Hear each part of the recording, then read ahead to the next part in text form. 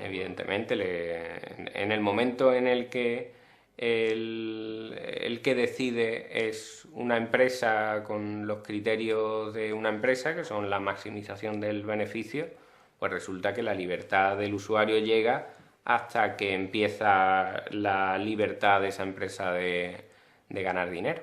Entonces, si ahora están con el rollo de que Google no puede, tiene que pagar no sé qué cosa telefónica, como se ha llegado a decir de forma disparatada, pues imagínate que empiezan a capar las páginas que ellos creen que les perjudican económicamente. Claro que son dos criterios distintos, hay muchas cosas que perjudican económicamente a otros, que sean ilegales distintos. Pero como las empresas tienen el criterio de que todo lo que les perjudica es ilegal, cuando para nada es así, pues sería de temer que ellas fueran las que decidieran qué se ve y qué no en Internet. Sería algo terrible.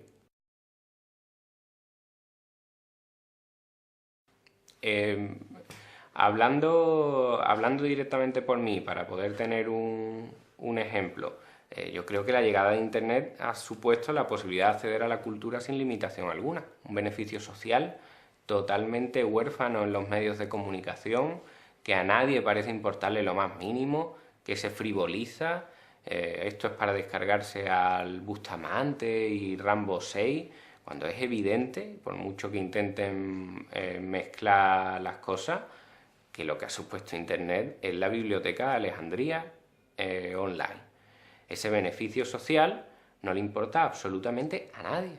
Aquí nadie sale cuando el Zapatero, la Sinde, el Bautista se ponen a hablar de lo que están hablando, que son intereses que podrán ser legítimos algunos y otros no.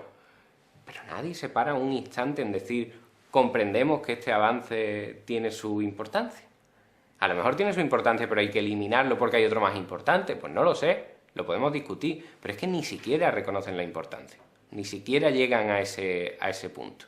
Es decir, yo cuando empecé a meterme en esto me vi que cuando yo tenía 15 años, esto lo explicaba yo en 2003, cuando yo tenía 15 años pasaba por delante de las tiendas de libros y mi economía me daba para 2 de los 10 que quería leer.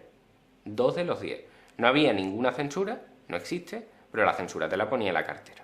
Es decir, tú llegabas a donde llegaba tu cartera y mi cartera llegaba a 2 de 10. Así de sencillo. Y sin embargo, llega a internet y puedo leer los 10. O comprarme 2 y leer 8, porque me gusta leer los libros en papel. Y eso no le importa a nadie. Hasta tal punto el beneficio social del acceso a la cultura no importa absolutamente nada, porque entra en contradicción con el beneficio empresarial de unos pocos, que cuando se hacen estudios que pretenden darle importancia al beneficio social, lo que hacen es transformar ese beneficio social en números económicos. De tal manera que vi un estudio que decía, se supone que es un estudio favorable a las tesis que yo estoy sosteniendo, pero que me insultó directamente cuando dice que como perjuicio Internet causa unos perjuicios de, digamos, 100 millones y como beneficio social da unos beneficios sociales valorables en 200 millones. O sea, hasta tal punto importa poco el beneficio social real que hasta que no se traduce en euros, el Zapatero y la Sinde no le prestan la menor atención. Lo que tienes que decir no es, mire usted, que la gente puede leer todo lo que quiera, que eso da igual. Lo que tienes que decir es que ese beneficio se traduce en 200 millones de euros porque lo he valorado yo en eso. Y así es cuando pueden empezar a leer. Y es absolutamente lamentable que estemos en esa situación. Internet da algo y quita algo. Eso está claro. ¿Qué da? Da el beneficio social de poder acceder a la cultura sin limitación. Eso hay que reconocerlo y hay que valorarlo. ¿Qué quita? Pues quita que hay unas empresas que están perdiendo dinero, son puestos de trabajo. ¿Quita eso? Pues sí, lo quita. Pero pongamos las dos cosas en la balanza y discutamos con las cartas sobre la mesa. Y igual lo que hay que hacer es intentar paliar los efectos negativos de Internet, pero potenciar los positivos. Lo que no se puede hacer es cargarte directamente el beneficio social porque no es un beneficio económico y encargarte únicamente de intentar proteger la parcelita de las 4 multinacionales. Eso es demencial.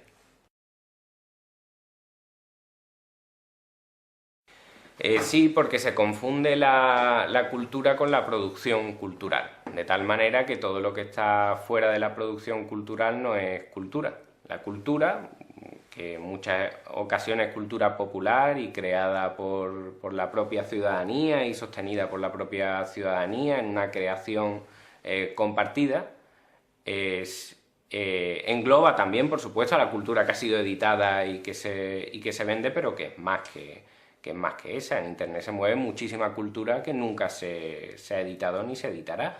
Igual que en la calle se mueven muchas creaciones culturales que no se editan ni se editarán, pero que perviven con el paso del tiempo. Es decir, la cultura es algo bastante más amplio que el mero mercado. Lo que pasa es que se confunden ambas con la pretensión de decir que si atacas a la industria, entonces a quien ataca es a la cultura. Y si desaparece esta industria, entonces desaparece la cultura, porque ambas cosas son lo mismo, según esa tesis. Y ahí eso me lleva a la frase que ya he repetido en otras ocasiones, pero que me parece que evidencia ese error de forma muy manifiesta, y es cuando Aute dijo que si se sigue descargando música, desaparecerá la música. Evidentemente lo que él quiere decir, y habría que discutirlo también, es que desaparecerá la industria de la música, en concreto la actual, que es la industria discográfica, que no es más que un paréntesis de 100 años en la historia de la música que tiene muchos siglos. Pero él se está refiriendo a la muerte de la industria y lo equivoca con la propia muerte de la música. Es evidente una confusión, y yo creo que en el caso de Aute no es para nada interesada, pero que está totalmente anquilosada, que es pensar que la industria de la música, y en general la industria de la cultura y la cultura, son una misma cosa. Es evidente que para nada, ¿no? Es decir, la cultura es una cosa y luego hay unas personas que se dedican a venderla, a difundirla, a distribuirla, y que van a seguir existiendo de una manera o de otra, la venderán de un modo u otro, darán servicios cercanos a ella, pero que en absoluto son ellas.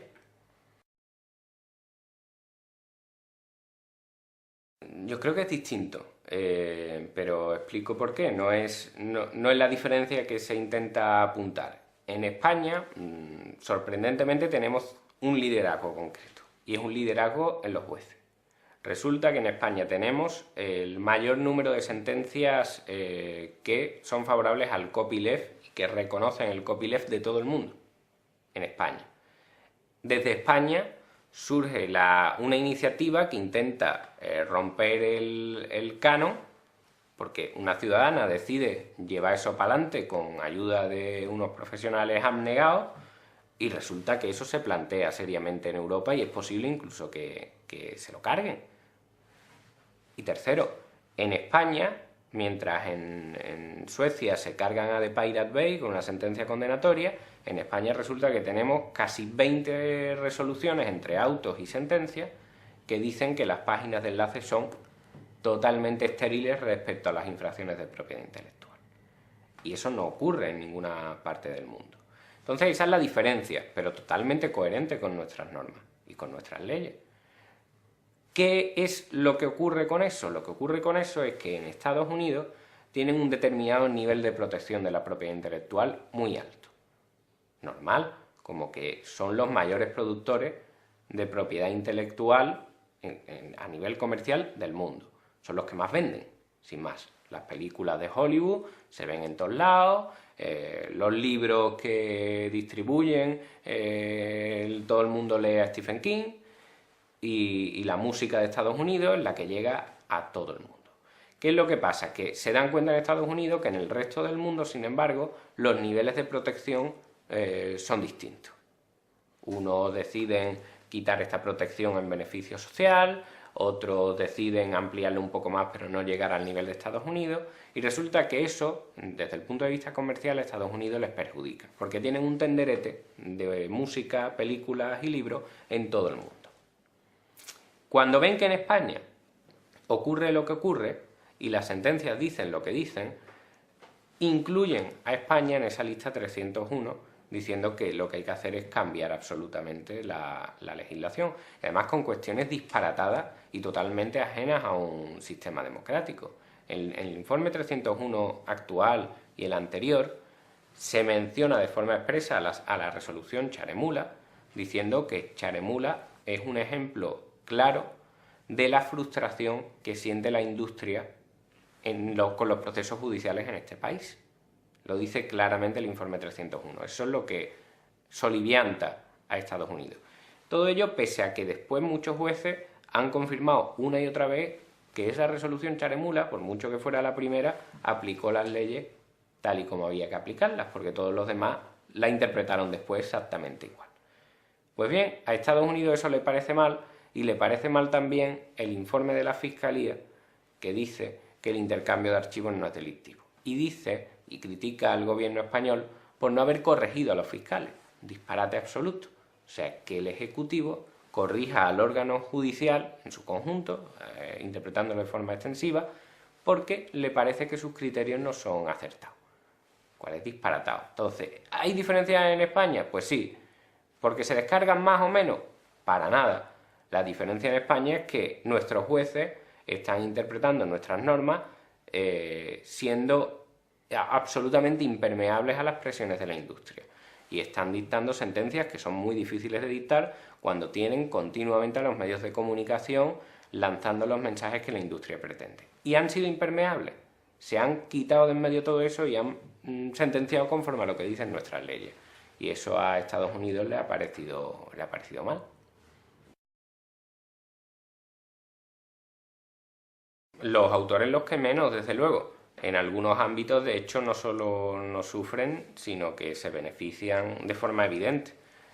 Los que sufren son los intermediarios, y los que sufren son también los que no han sabido adaptarse a los nuevos tiempos. En algunos casos sufren merecidamente. En el año 99, cuando estaba Napster en boca de todo, un analista de la industria dijo que el MP3 ya había tenido sus 15 segundos de fama y que desaparecerá. Eso era lo que analizaban ellos en el año 99. En el año 97, la SGAE decía que ellos no estaban preocupados por lo de Internet y el avance tecnológico en ese sentido, porque ya habían puesto el parche antes de la herida. Eso decían en el 97. Es decir, se llevan minusvalorando el avance tecnológico que ha supuesto Internet desde hace décadas, no se han subido al tren que ha pasado lentamente por delante de ellos, aunque parezca rápido, ha pasado lentamente por delante de ellos en numerosas ocasiones, con miles de oportunidades, y siempre lo han despreciado, y ahora se encuentran como se encuentran. Y lo peor de todo es que no han aprendido absolutamente nada, y estamos en el año 2010, con el tren ya muy lejos, pero todavía con posibilidades ellos de intentar reengancharse, y resulta que ahora están lejos de intentar buscar métodos de remuneración alternativos o negocios alternativos, están una vez más con leyes nuevas intentando parar el agua que atraviesa la canasta de baloncesto. Y así es su tesis. Al final, la industria discográfica y cinematográfica, como la que conocemos hoy en día, desaparecerá.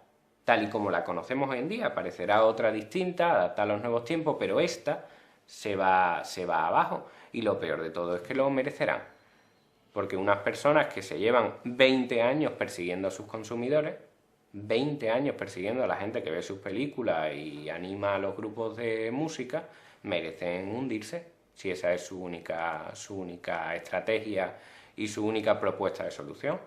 A mí lo que me da envidia son países como Brasil, donde dicen, no, mire usted, si ustedes, industria discográfica, me dicen que descargar música es piratería, entonces en Brasil somos 40